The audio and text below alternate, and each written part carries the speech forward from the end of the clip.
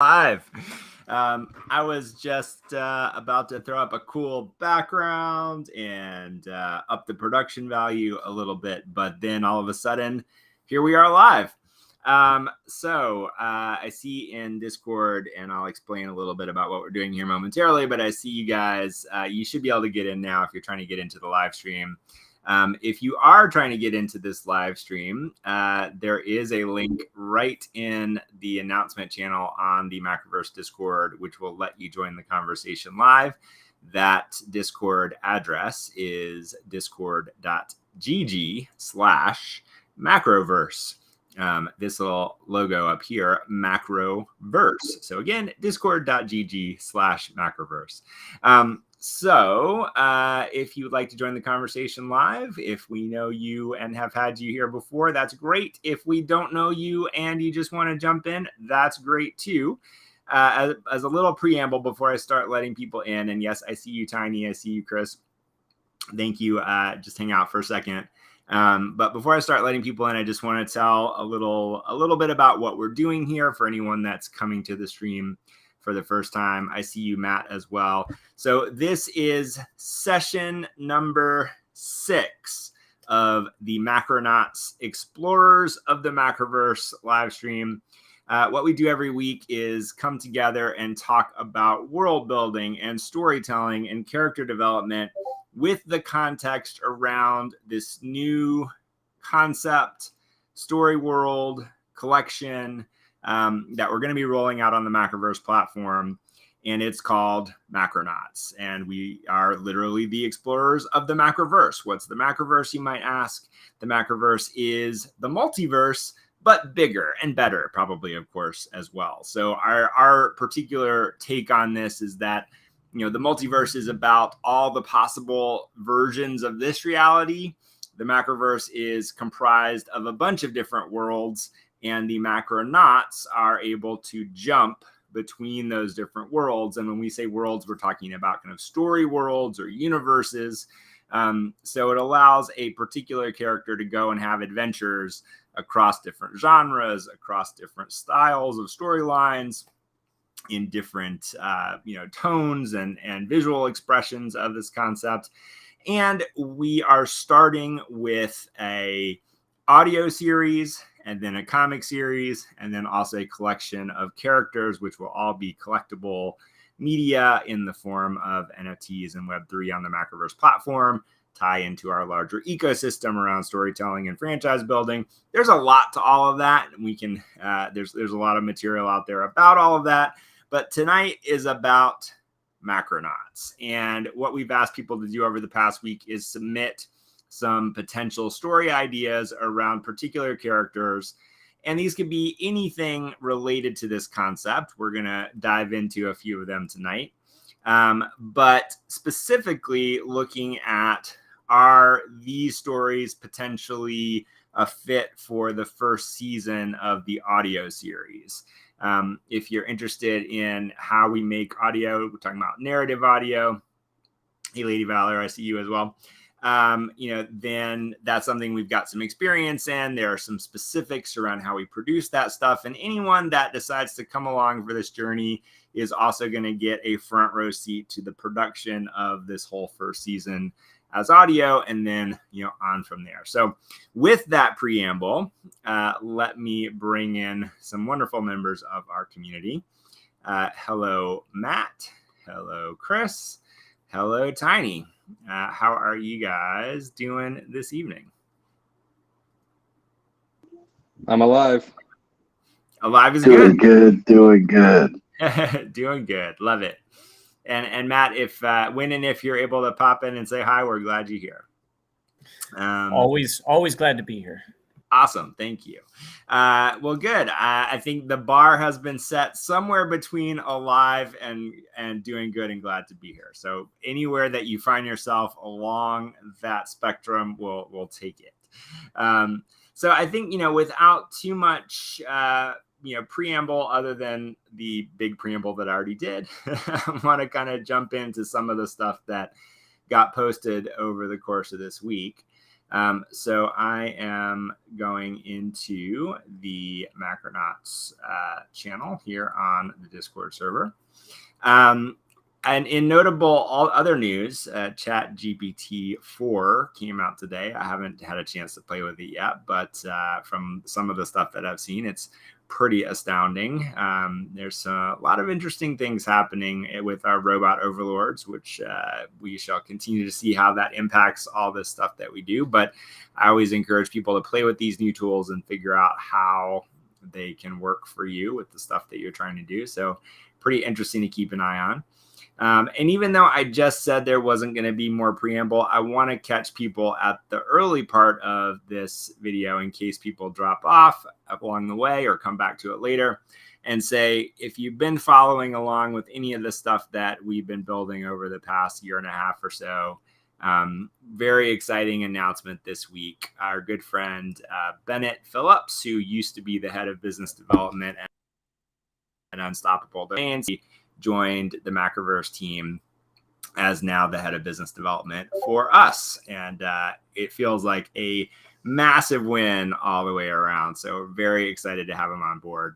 And we are doing something to celebrate. One of the ways that we got to know Bennett is that he came to us with an idea quite a while ago. And one of the things that's so cool about this world of NFTs and composable storytelling and the way we think about this is that a lot of projects have this idea, and we share in this idea, that the things that you collect as characters, as NFTs or profile pictures, are often available for you to do creative stuff with. They have some rights associated with them, and so you can go and use those characters in whatever way you want to. And so Bennett got very excited about a collection called The Deadheads.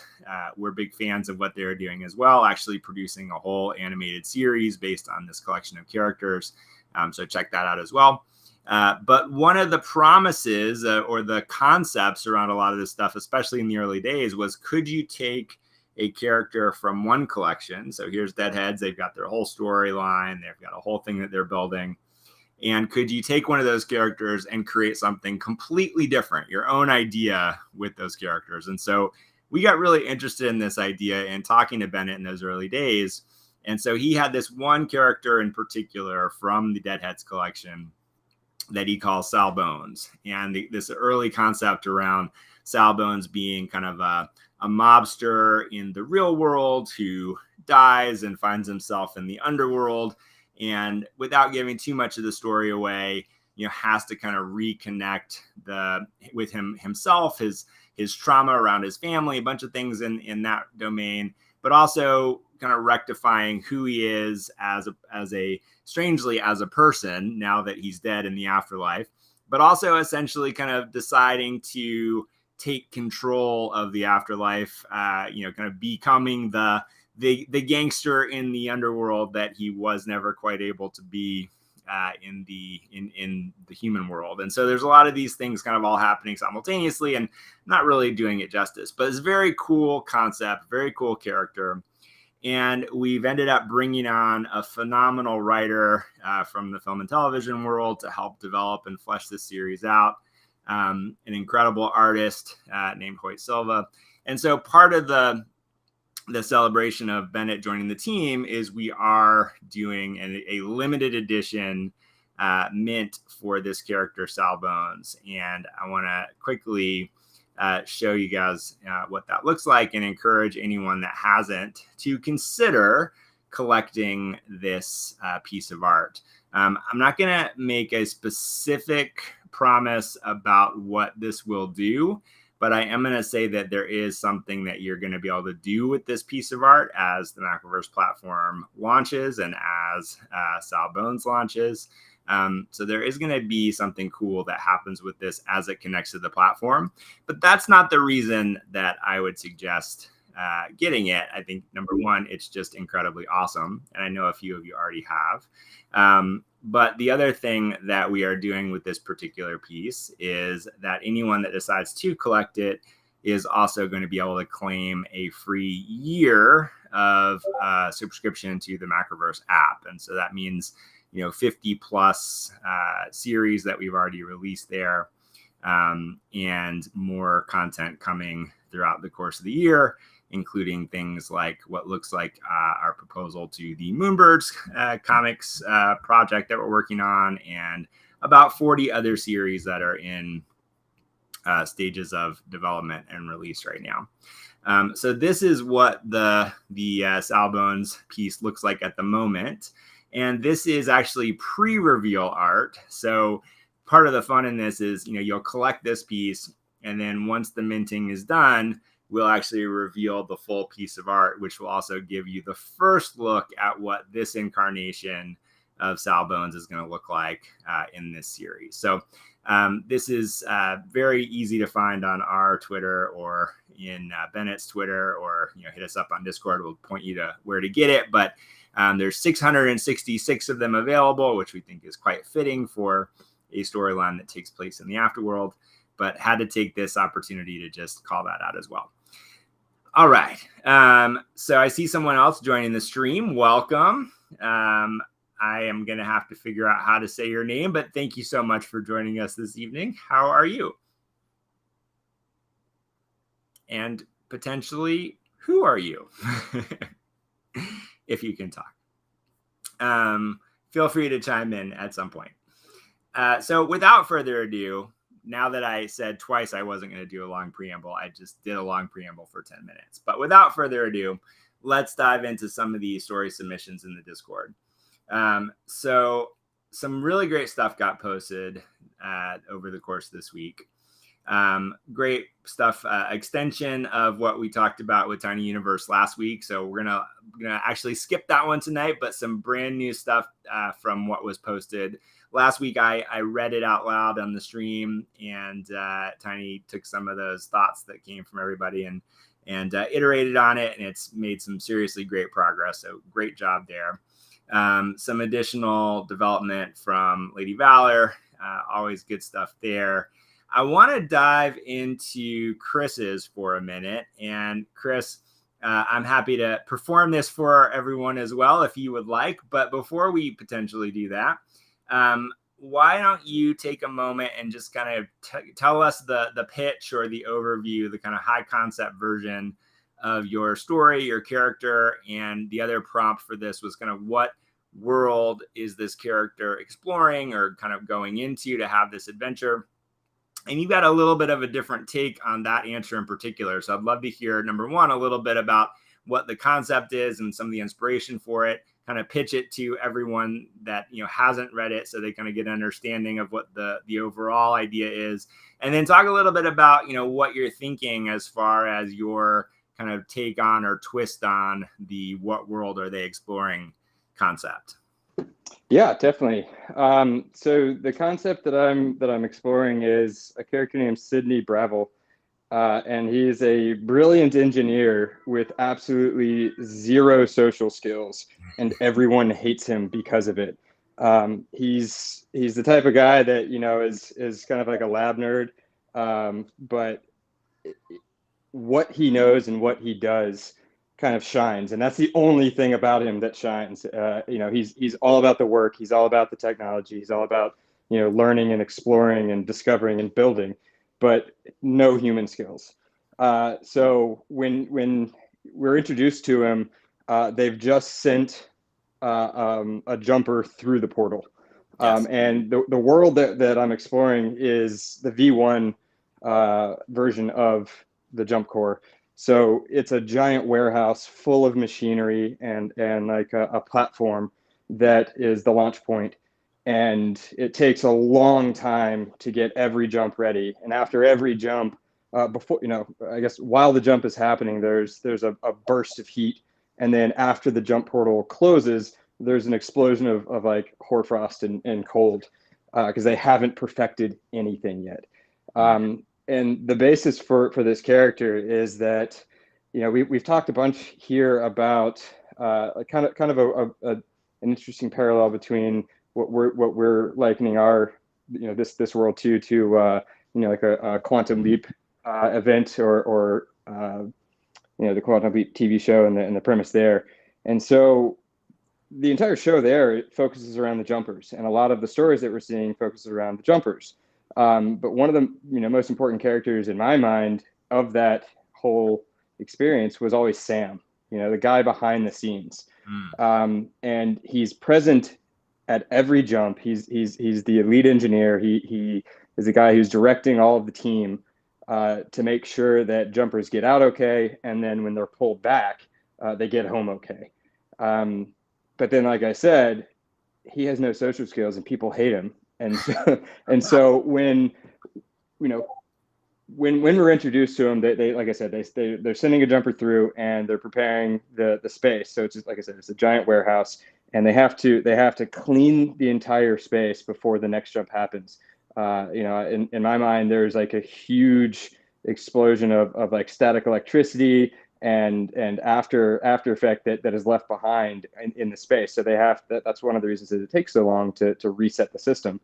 And so while he's doing all of this, he's not really paying attention to the people. He's just ordering them around. And while he's doing that, he's working on solving equations because he's trying to improve the process. That's all he cares about. And so he's working out equations that are going to make eventually, in the story, that like we would want to have him discover some new piece of this puzzle that's going to allow us to get from V1 to V2 in however many years that takes, right? Yeah. And so he's the guy that's going to discover the first piece of that puzzle that's going to allow him to go from a warehouse-sized piece of machinery down to like a cell phone. He's I guess a cross between like a Steve Jobs and some other pivotal point of technological advancement, and he's gonna solve that problem. I was just thinking he's the Wozniak to somebody else's Steve Jobs, but that's actually true, or it might be. I haven't centered on which role he's going to be, right? The engineer behind the scenes or the visionary in front of the scene. Yeah. And obviously it does sound like from what's in my mind, he might be the Wozniak, or because like the problem that he's going to solve, his internal struggle is trying to figure out how to link his brilliance to the team. And how to get people to like him and how to get people to work with him, because they hate working with him. He's just like an asshole. He's one of those guys that, he gets the job done, but everyone hates him for it. Is there a version of this? And I'm mostly joking, but it makes me think that, is there a version of this, which is, Macronauts meets The Office on some level? you know what? Like, it's funny you mention that, because I hadn't thought about that, but it makes sense, because when I brought up the topic of what I was thinking last week, you were like, this entire thing is about portal jumpers, right? And you want to do a non-portal jumping story, and I kind of do. So it does that parallel actually makes sense. Well, here's what I love about it. So, I was thinking about this more since that comment, and then hearing you talk about it now, is I think, I love the idea in and of itself. And I like the notion of I think people sometimes focus on the idea that characters need to be likable. And I actually kind of really reject that concept. I don't think characters need to be likable. We just need to be able to understand them. And, right. So I think, as long as we can relate to this guy, and I feel like you've got enough in here where we can. I mean, we've probably all been this person in one way or another at some point in our lives. And so, being able to, have that way into a different part of the world. And I think what's interesting about this as a, kind of a clever pitch to get into season 1 of the audio series, especially, is that if you imagine, let's say we have an 8-episode series, it's going to be somewhere between 6 and 8 episodes. So it's like, let's say we have an 8-episode series. If 7 of them are kind of this, high octane, high adventure, kind of like what's on the other side of the portal, it's actually pretty great to have one that's like, well, what's actually going on behind the scenes, and helping to kind of fill in the gap around, how does this work, and who are these people, and where do they come from? And, like this idea that, as an engineer and someone that's trying to improve the technology, especially in the V1 era, where things are very dangerous, there's something kind of fascinating, and maybe you already have thought about this, or it might be a place to kind of dive deeper, about someone who, the people that are taking the risk, don't necessarily appreciate the person that's, kind of trying to make things safer and better for them. and yet there's something interesting dynamic with that, where if his goal is, trying to make things better on an engineering side, but the need that is, that he's trying to fulfill for himself is about, being someone that matters, or being someone that makes a difference, or, trying to gain approval from these people that he's kind of looked up to. And, at some point, may realize that, that approval is unnecessary, or perhaps, doesn't give him what he was actually looking for. And yet in this course of that search, he actually solves this significant problem. In the V1 era, I was also thinking, we have this idea of needing a beacon to find their way back, and like that could be kind of a critical piece of, how do you go from V1 to V2, is being able to build that into the technology. So there could be something about kind of centering it on that idea as well. Yeah, in my head, where I was going, it's like he's the type of guy that's going to bring the work home from him. And your bonus question of like, how did this whole thing come about? I figured it was a complete accident. He plugged the blue wire into the red wire where the red wire is supposed to be, and the red wire where the blue wire is supposed to be. And all of a sudden, the pieces just start fitting together. And he can create this coordinate system that allows them to target where they're sending people. But not only that, but then able to target where they are and bring them back. Yeah. And yeah, exactly. It's in my head, and I'm not married to this. I'm not, it's not a hill I'm going to die on, but in my head, is a little bit more procedural, in some aspects, because like you've kind of described, the high octane action of going through a portal. On the flip side, it's going to be a lot more. I'm trying to think of a good parallel. I recently watched a number of episodes from the new Flash series. That's been out, I guess it's been out for a number of years now. But anyways, the characters that are in the lab working on things are just as exciting, trying to solve the problems as the Flash going and fighting the bad guys, right? Yeah. And they're just as important, because the Flash wouldn't be able to do what he does without them. Likewise, jumpers wouldn't be able to jump without the engineers behind them. Mm-hmm. Yeah.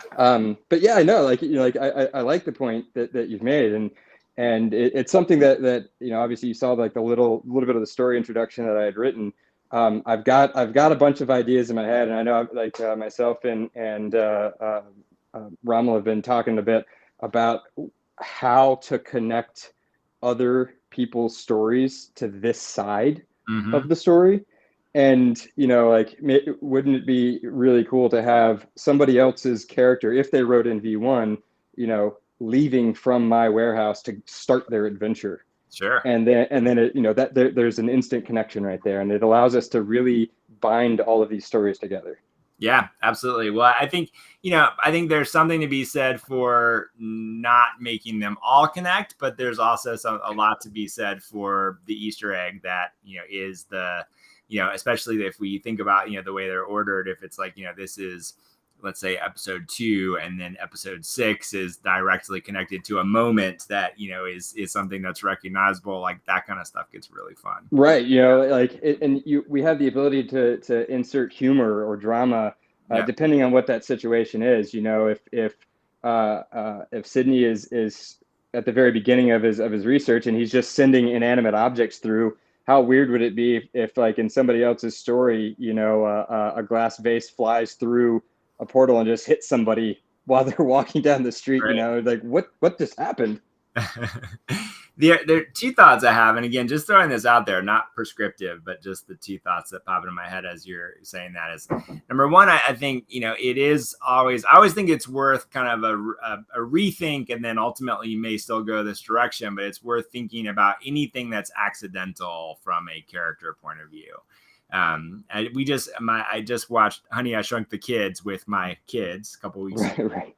And it's been a long time since I've seen that movie, and I forgot that, it's very fun, and they loved it. And, it's like the setup for that is, brilliant scientists creates this shrinking ray, can never quite get it to work right. And then the thing that makes it work right is the neighbor's kid throws a baseball through the window, which bounces off something, which lands on the machine at just the right point, just the right angle to, shrink the kids. Right. Yeah. It flips it, or, it bends one of the connections, and, all of a sudden it works. Exactly. So I think that there's a world where that it becomes kind of the thing that starts the story or, sets it off. And I think I can see that, potentially working. But I always also think if you want the character to be someone that we look at as, being someone that's at the kind of cause of the story or, the reason that the story exists, then it's always just worth thinking about the relationship of like, who is this person that, accidentally plugs in the wire and then is able to run with that versus the person that, manages to actually work it out and the struggle of that. When you said that not everyone has to like the characters in a sense, like I've always had this concept in my head about the good guy always winning. Mm-hmm. And from my perspective, there's really no reason to continue reading a book or watching a movie or listening to a book or whatever it is if there's no chance of failure. And sure. A lot of content these days, there's absolutely no chance that these characters are going to fail. It's like even I think about Endgame, Avengers Endgame, even though they quote unquote fail, like that Doctor Strange has already looked forward and this has happened, this event has happened, and it's the 1% path that he's chosen and they're following. So they're going to win. It's like there's no chance of failure there. And so if you have a character like Sydney who no one likes him, he's on his own, he's doing the work, no one's rooting for him, no one really cares about the other characters, no one cares about him, and then all of a sudden he makes this breakthrough and they might not still like him, but they have to respect him because of his accomplishments and what he's actually done. I wonder the slight disconnect there, which again I think might be worth just double checking your own, kind of just how it makes sense to you, is like this is the guy that's backing them up in the lab, right? So it's like on some level, like he's critical to their success. So while they might not like him, I think the notion that they don't care about him or don't care about what he's doing at the very least. So you're right, and in my head, the way that I was thinking about it is that the jumpers do actually have that feeling for him, that respect. They've never doubted him because he's the one that's running. It's his team. Yeah. All the people that are surrounding him are the ones that don't like him. Got it. Okay, interesting. Yeah, that's interesting. And then you get into all kinds of reasons why they don't, which could be really interesting and fun. Right. And obviously that's where, deep character development comes in, and you end up, like you said in The Office, you end up, like, obviously, that the story is about, Michael and Jim and Pam and Dwight, but all the other surrounding characters you learn to fall in love with because of how they support the rest of the cast. Yeah. No, it's great. No, I think there's a lot of really cool stuff in here. I really like it. It's very cool. So yeah, I would say definitely, as long as this holds your attention, I would say keep going, because I think there's something very cool here. And I do see it, how this could very much fit into this first season as something that, really helps tell the story of the world at the same time that we're, exploring other worlds at the same time. Yeah, it's kind of a breadcrumb generator, Yeah. It is definitely a breadcrumb generator. The other thought I had, which goes very dark, is if this is the guy that actually built the jump core to begin with, and he's, very not I don't mean like the Satoshi of it, but I mean like the one, he's built this thing in his garage, from the plans that have leaked on the internet. So if he's the one that actually built this particular jump core and isn't brave enough to go through it himself, then part of the, kind of why people don't like him, respect him, it's like, oh, you're a genius, you built this thing, but you're not willing to actually go on the ride. And you've potentially been sending people to their deaths. That's right. And so that begs the question of like, where does he find these people? Right. And how does he initially get people to take this chance? And, maybe there's even like tricking people into it initially, or, it's like you could throw a homeless person, not to disparage any homeless people, but, it's like, where do you find people that you don't mind sacrificing in the name of science?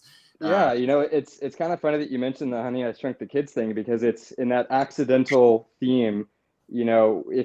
If he's working as a contractor for some company that's doing, like some sort of scanning device or some sort of tech, and that he accidentally stumbles on this portal technology. Yeah, it's something that I could definitely explore. I don't know See, like when I've been thinking about it, I don't know if I want to be like if I want my character to be the one that has like started this entire thing. I don't know if I'm comfortable with that, but I could definitely explore the idea of it. Yeah, I don't think, I mean, I would say I probably wouldn't want him to be the person that actually like is the source of the whole thing, like the actual originator of it. But Right.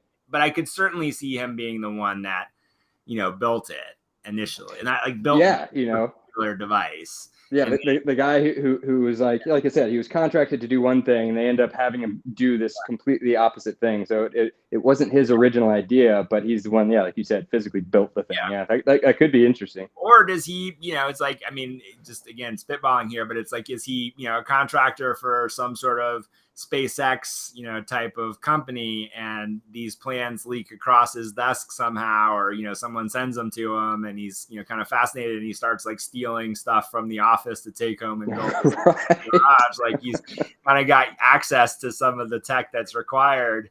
Sneaking stuff home in his briefcase. To build this thing. I mean, there's a lot of different ways to kind of how that all comes together. But I think there's something really interesting here. So I would yeah, no, I appreciate it. Absolutely, keep going. Awesome. Well, thank you for that, Matt. If you're able to talk, let's jump to you here. Pun half intended. Yeah, sure. So as my typical MO, I probably wrote too much, and this actually is cutting back what I posted versus what I had rolling around in my head. But top line view is, my character's name is Orion. It's sort of building on the original lore that I had written a few weeks ago, but I obviously made a lot of tweaks around the origin story of Orion, where he came from, and what really is his motivation, and why is he utilizing the jump core technology to try and jump around from world to world. And, the story really goes, his father was murdered. His mother was kidnapped by a dark syndicate that I called Tenebrous. And really his whole point of now utilizing backstory is he is an adventurer, an explorer, does want to get out and explore bigger Earth or more of Earth, not really understanding that he could get around to other planets around the universe. But after his father was murdered, his mother was kidnapped. He utilized the technology that his father had built based on the blueprints that he found online. And his whole mission is to try and go and rescue his mom. And I think, part of it is sort of that naive young teenager, hey, I'm just going to go find my mom right away, and it's going to be super easy, without really understanding the multitude and, I guess, the multitude of universes and worlds and places that he could jump into, and the dangers and the encounters that he could find himself in. And so there's this whole backstory of Tenebrous, which I could get into at some point down the road and talk a little bit more about that. The brothers are the brother assassins that were sent to kill his father and kidnap his mother. And so his whole adventure is, I want to rescue my mom. I'm going to jump to wherever, because I think the jump core technology will take me directly to where the last person jumped. That was sort of his naive approach to it, which seems logical, but without really understanding how to control the technology or what to do with it, he gets in there and jumps to a world that, first, it is not where his mom was taken to, and then second, is sort of a made up world. I know one of the opportunities that you had mentioned was either jump to a Macroverse world or jump to a new world. And so I sort of created a new world and talked a little bit about the background of where did that world come from and how did it come into being. And it really it boils down to, it's in the future. Humanity, let's just say, caused the Earth to die. And so they had to find another place to live. And they decided to get on a ship and found the nearest Earth-like planet and went off to it. And long story short, he jumps into this world that is now a dystopian world that's been taken over by AI. This AI being that came to light over the course of the journey from Earth to this new planet, and he goes there for, obviously to try and find his mom, but winds up meeting these two twins who sort of befriend him. And it's funny because they take him back to their house and their parents, because he looks different. And that's part of the theme I want to talk about in my story. Mm-hmm. He looks different than everybody else on the planet, because on the planet, the AI being has sort of made everybody cybernetic. And he doesn't have any of that. So the parents are taken aback by that and paranoid and worried about an outsider and what are the consequences of that. So they basically shun him and kick him out of the house. And he's taken aback by the appearance of the twins with cybernetic sort of enhancements, etc. But ultimately, the twins reject their parents' I guess decree of stay away from this kid, he's trouble, and they go on an adventure together, ultimately trying to find the control room, core room, whatever we want to call it, to try and plug into Aviva, which is the AI name that I'm going with for this particular story, to plug in and communicate with Aviva, because they think Aviva not only knows whether or not his mom has been on the planet, but they suddenly realize that Orion doesn't know how to get back to Earth from where he jumped. And so they're hoping Aviva is going to help him with that. So the themes that I'm playing with are sort of looking different and being rejected because of that.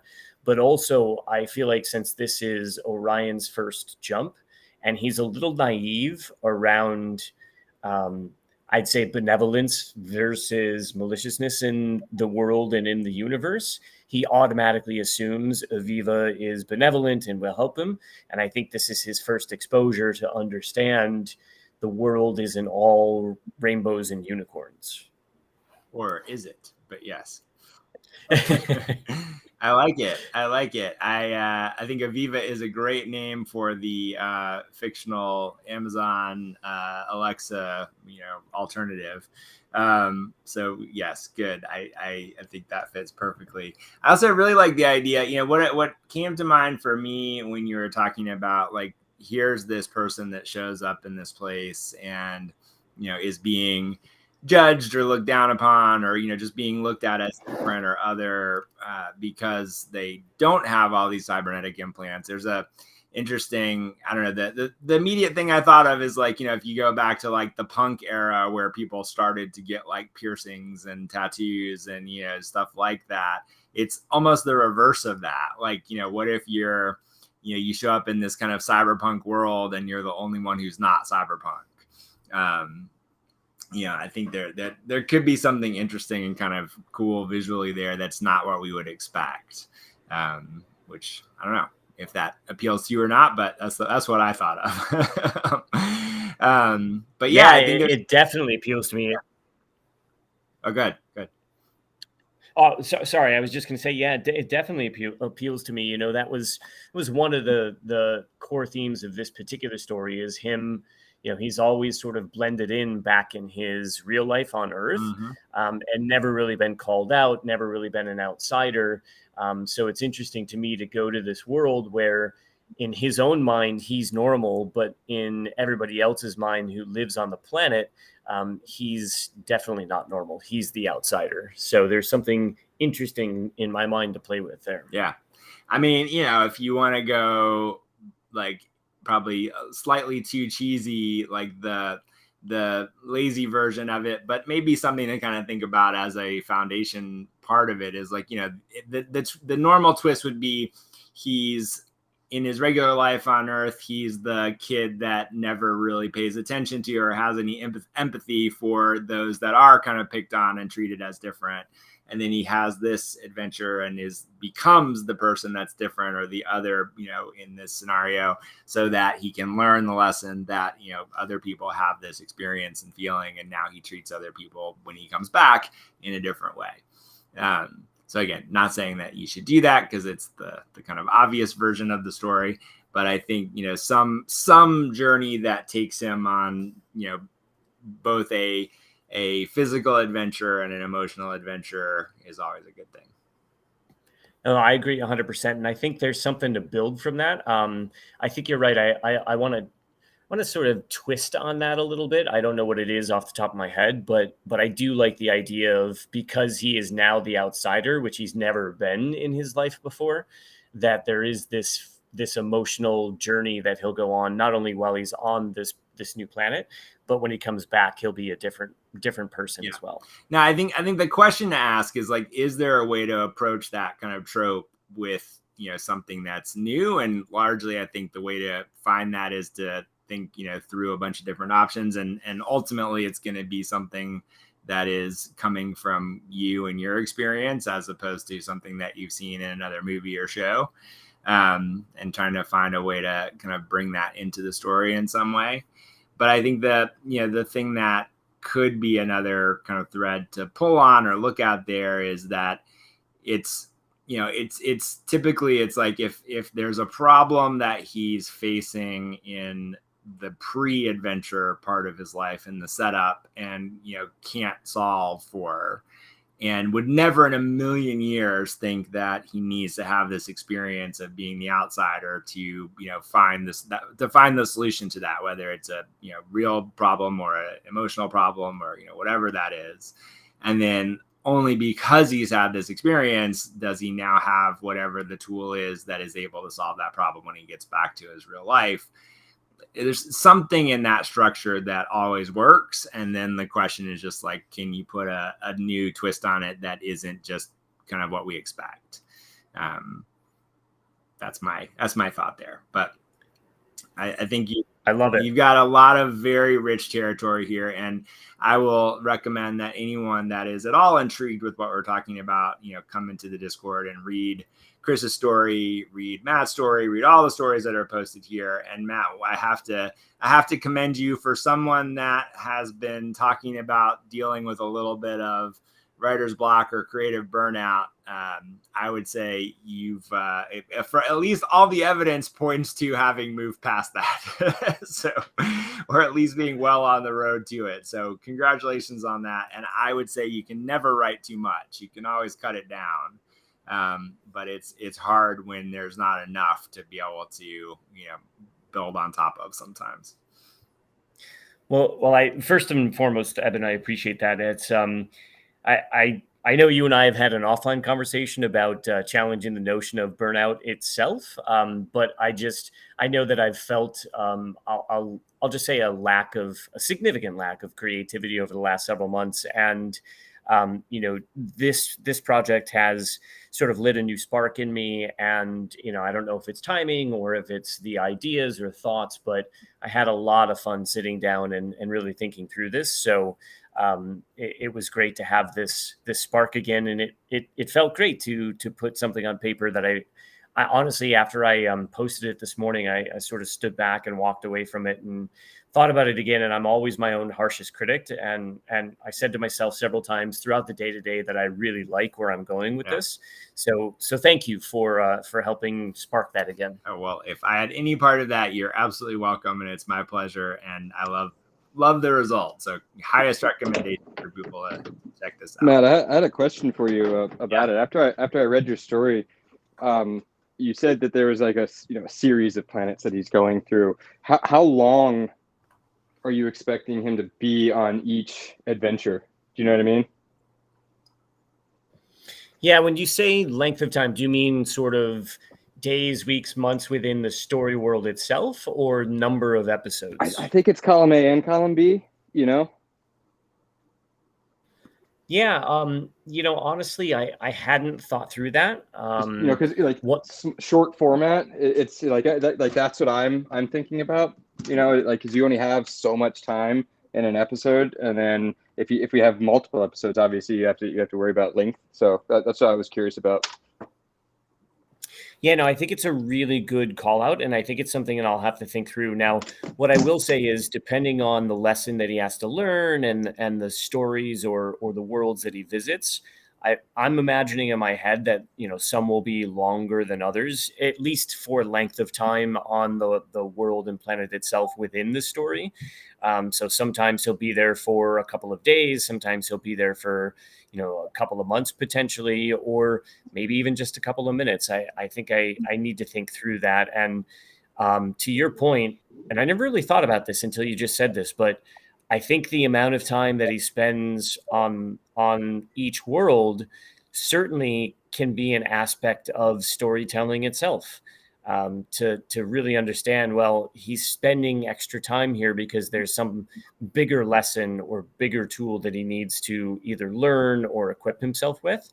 And so I think hadn't really thought about time being an aspect of the story, but The I first thing think that came to now mind that for me was how does he convince this AI to help him get off of the planet? Like that alone is a huge challenge. It's a good question. 100%. Yeah, it's a great question. It's something I need to think through because the problem is the AI is not as benevolent as he is hoping it is. So that's the point. To your exact point, how does he convince and or trick that AI to help him?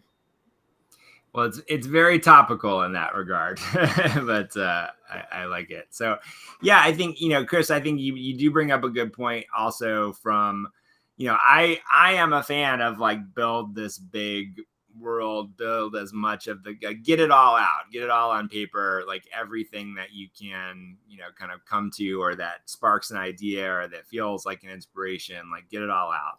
And then at a certain point, and I'm not saying that we're at this point, but we're getting somewhere close to it, is, we will need to start scoping down to like, what are we actually doing with these specific productions. And I would, I think we're going to have about 15-minute episodes for these. And so, that does to some degree start to dictate like what's the size of each of these stories. If the output of that is going to be in this initial audio format. The medium alone kind of forces us into a time period, right? Yeah, exactly. So I think, Matt, there's a couple of things I might think about there is like, does it need to be as broad, as big of a scope as far as, multiple worlds, as opposed to kind of streamlining it down to a little more of a, I don't want to say a straight line, but a little more of like, can we get the same result with, kind of a more focused, series of events, let's say. So that could be one thought. Or the other thought, which, I won't put off the table, is, is this somewhat like your Dead Town story where you're kind of setting the table for, things to come in some way. I think the big challenge there for all of us will be, how do we make this feel whole and complete and satisfying while still leaving the door open for what's to come. Yeah, I think Evan, the way that I was thinking about this was each sort of mini story that I tell is a new world that he jumps into, but each of the stories can be self-containing as well. Mm-hmm. So him jumping into Solaris as his first jump is, in my mind, hopefully the first story to tell within his broader arc. Mm-hmm. But I think there's a fun way, almost like I did with Caden and his story, like wrap up that one theme, but leave it open for the next world he's going to jump into. Because he, when he leaves this planet, spoiler alert, he won't be finding his mom. Mm-hmm. So the next episode is yet another jump that he does to try and find his mom. Yeah.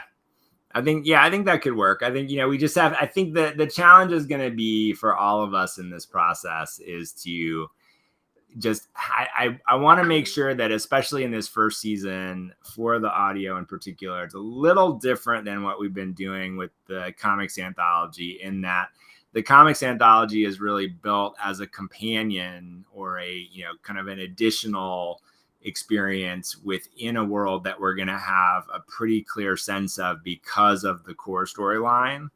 And this doesn't have that in the same way. It's really, starting as an anthology series. And I think primarily it will exist as an anthology series. And so I think while we can certainly leave those doors open for more to come, and I think many of us will, if not all of us, except Tiny, who likes to kill his characters in the first story, many of us will kind of leave that door open. So, I think the question then becomes like, making sure that the audience that is listening to this, feels like they've gotten a complete story and then still, wants to know more. And I think the slight tweak on what I would say, is the kind of thinking here, as opposed to, let's say, Caden's story in Deadtown, is that whether we ever see more of Caden or not, and I believe we will, and I hope we will, but whether we ever do or not, it's giving us a human experience inside of a world that's very quickly and easily, able for us to kind of understand and wrap our heads around. Even if we don't fully understand the thing that makes Deadtown unique, we have a sense of, post-apocalyptic, zombie worlds and those sorts of things. Whereas I think here, like, you're doing a lot of heavy lifting to, have to get some sense of like, what is a Macronaut and what is the Jump Core and what's this technology and how does this work and the setup for that. And we'll do some of that across the whole series, where it's like we understand the framework that these stories are taking place in. But then you've got a lot of setup of introducing characters and multiple new worlds and whole other civilizations and, how those things work. And so I just want to make sure that as you're thinking about kind of right sizing this or scoping it for, kind of a 15-minute adventure, that we get to really fall in love with the core character, the core mission, the experience that this character is having, and be really intrigued by, where they are and what they're doing, but also not feel shortchanged is not really the right word, but feel unsatisfied by knowing that there's so much more that, it doesn't feel like the only reason we didn't get to that is because we ran out of time, if that makes sense. Yeah, it absolutely does. I'm gonna have to certainly sit down and think through that. But it's a fun challenge to think through for sure. Yeah. Perfect. Yeah, it is a challenge. That's really the whole point. But I think you've got so much here. I believe you're up for the challenge. I appreciate that. Absolutely. I've got a question from Henry in the chat saying Deadtown is a real town, and I'm just replying and saying it is actually a real town, and Adam and I know what town it is, and we're not telling. Maybe people will figure it out at some point. And Lady Valor, I see your comment. Yes, 15 minutes. You don't have to cut mine down too much. You don't, but actually 15 minutes is a lot of ground. It feels like it's not a lot of time, and it will also feel like it's a lot of time when you start to think about how much talking is generally going to take place over 15 minutes, because most of these stories have to be done with dialogue and sound design, largely dialogue. So 15 minutes of straight dialogue to tell the story is also a decent amount of time. I'll just say it's both. Tiny, do you have any thoughts on any of what we talked about with Chris or Matt? I want to make sure everybody can kind of jump in and talk about any ideas. It's funny because I'm a big Quantum Leap fan, and I think Sam is the ultimate hero. So I absolutely love where he's going with that.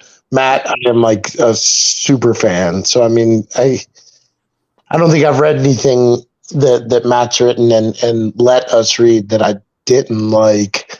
The big thing I was going to say there, and it's I don't want to sorry, I'm losing my voice a little bit. I don't want anybody to cut back on what they're writing, and I guess almost yes, I think we should definitely almost think in the format of single episode, but I think some of these will go longer. That was one of the questions I had in the beginning is how many to be continueds or two-parters will there be, etc. I think I think depending on the overall story and how these things run together and that kind of thing, maybe Matt's story ends up like getting cut to a one-parter, or maybe he writes something remarkable that ends up being a 3 or 4-parter, and that's something that we end up voting on and whatever, who knows how it goes. I don't want anything to be left off the table, and I don't want to like say that's too long, don't write that much, you know what I mean? Like everybody should be as creative as they want, and in the end see how it goes together. So I mean, for like me myself, like I think personally I'm looking more at a single episode. Like Evan said, I like to like knock people off pretty quickly, so you never know how mine are gonna go, but that doesn't mean like everybody should think in a 15-minute format.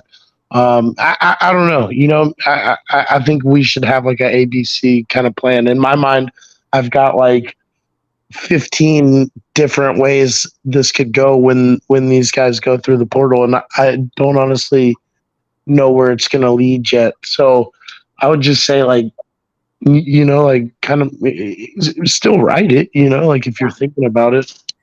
Well, this is I love that you brought that up, because this is part of what I want to bring everyone along for this.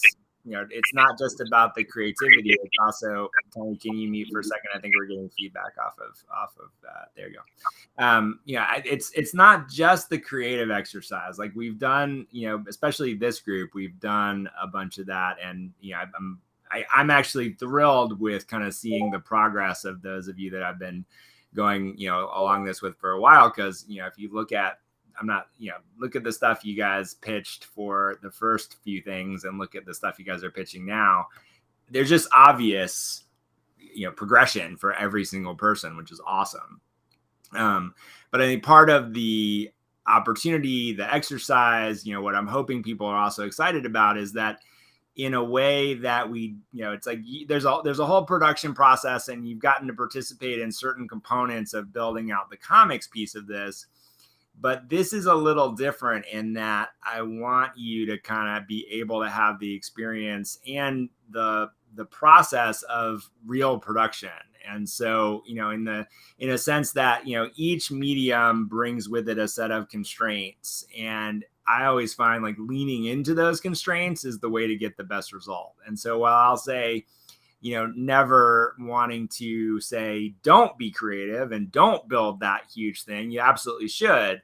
But I also want to start to help people exercise the muscle of being able to say, if I'm going to go pitch a show, for example, or you go, oh, I've fallen in love with, creating audio series, and maybe one or some of you will, and you'll want to make more of this stuff, that it's like at a certain point, you have to be able to get real about the production realities of making stuff.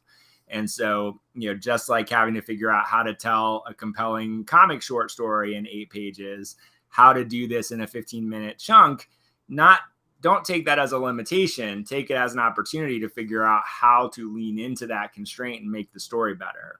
And so this is the thing you'll find over and over again if you're, thinking about making a show or a game or a comic or animation or any of those things. It's like getting clear about what the format is, what the format does really well, what the challenges are, what the scope of it is something that can start to help drive the material in a way that makes it better and better and better.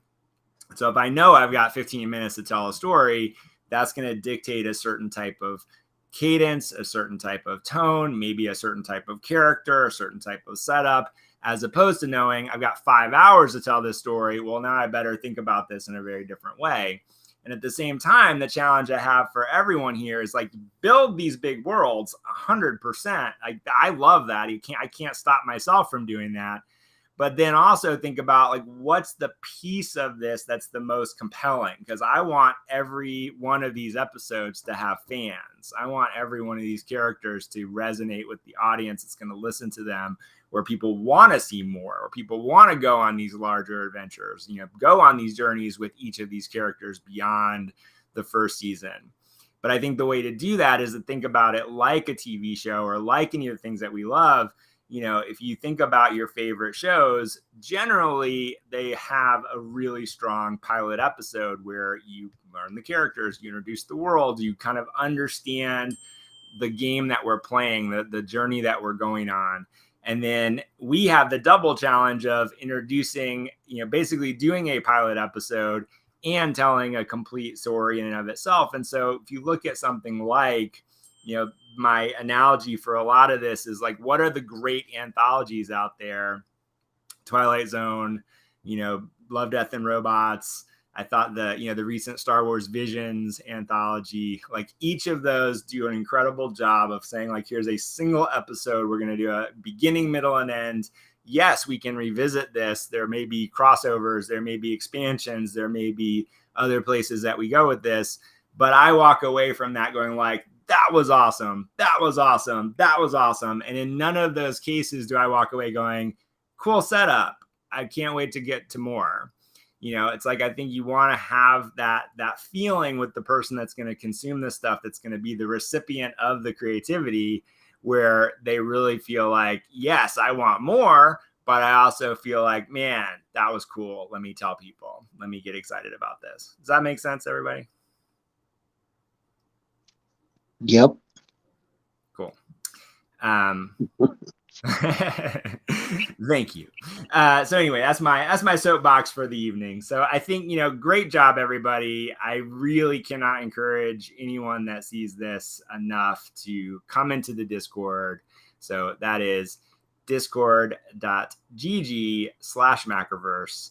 And, come read this stuff, comment on it, give feedback, share ideas. This is a very much a collaborative process. We want to kind of have this writer's room mentality about all of this stuff.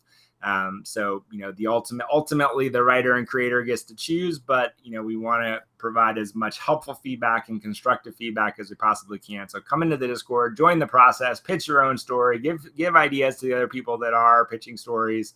And over the next couple of weeks, we're going to start really shaping these into the first season of the series, into the show.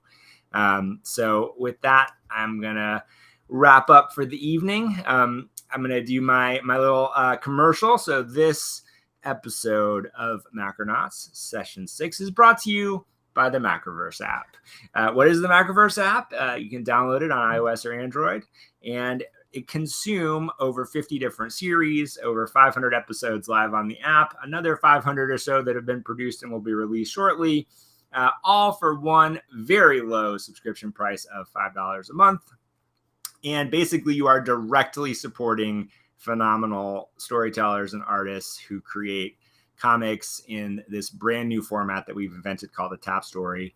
There's a handful of episodes which are free, so you can try it out, including the first episode of an awesome new series called Darkland, which is Game of Thrones meets what did Ricky Ark, my co-founder the other day, said? He described it as Game of Thrones meets Pulp Fiction set in hell, which I think is a pretty good description of it as well. It goes into some very spicy places. I will warn you, too hot for webtoons is what we've found out as well. But would love you guys to check out the app. Again, iOS and Android, and we're doing some updates on it at the moment as well. So lots more coming there. And just plug into the Macroverse. We're doing lots of fun stuff. And as you can hear, having some fun doing it. So thank you guys all for being here. If you're watching this on YouTube, please like, follow, subscribe, all of that good stuff, helps other people find the channel. Tell your friends, come play. And those of you that join live, I can't tell you how much I appreciate you and your participation and your input. It all makes it worth it for me. So thank you so much. And with that, good night. Thanks, everyone. Thanks, everyone.